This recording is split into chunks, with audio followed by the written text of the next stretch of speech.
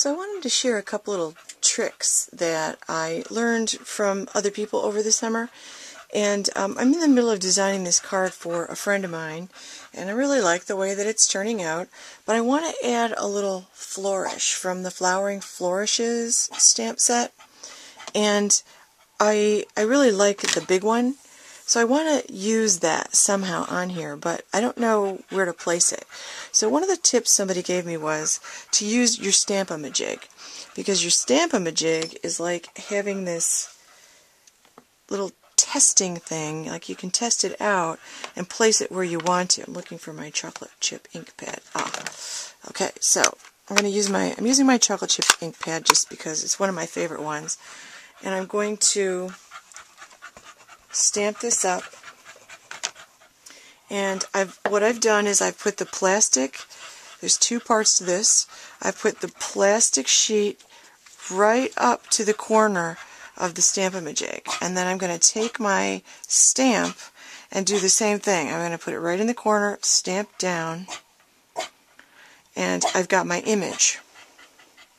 So now I can take that and test it out on my image. So I can turn this and get some parts of the image exactly where I want them. And one of the little things I find I need to do to keep everything from moving is I'm going to put a little Post-it note down to hold my paper. So now that I've got this on the plastic sheet, I can actually tip this and turn it and see which way I want to put it on, and you know how much of the image is going to show. So I kind of like that. I kind of like this. So I don't know. It's very hard to decide, but at least I have a way of experimenting without trying it out on a whole bunch of different cards first. So you can do whatever you like. What I like might not be what you like.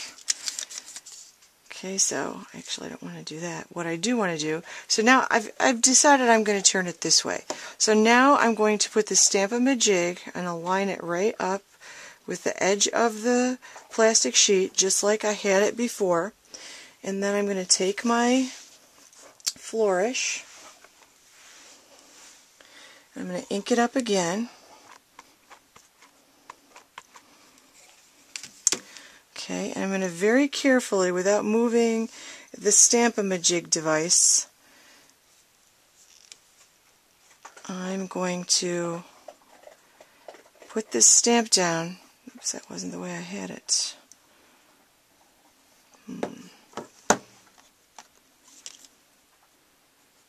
Is it the way I had it?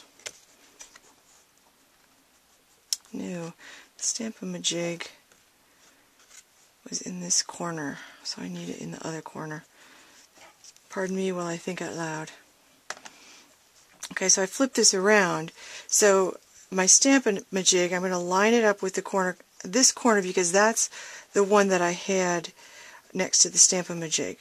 So once I get it lined up, pretty much exactly where I want it, I'm going to put this Stamp-a-ma-jig down, and then I'm not going to move the Stamp-a-ma-jig, but I am going to move this. And then I'm going to turn this, which I just stamped up, line it up, and push straight down. Probably should have huffed on it a little because I let it sit there for a minute. But there you go. Your image is really very nicely lined up exactly the way that you want it. Perfectly placed. So the Stamp-a-ma-jig can not only help you line up your stamps, like if you, especially two-step stamping, but by using this, I can test out where that image, oh, it might have looked pretty there too.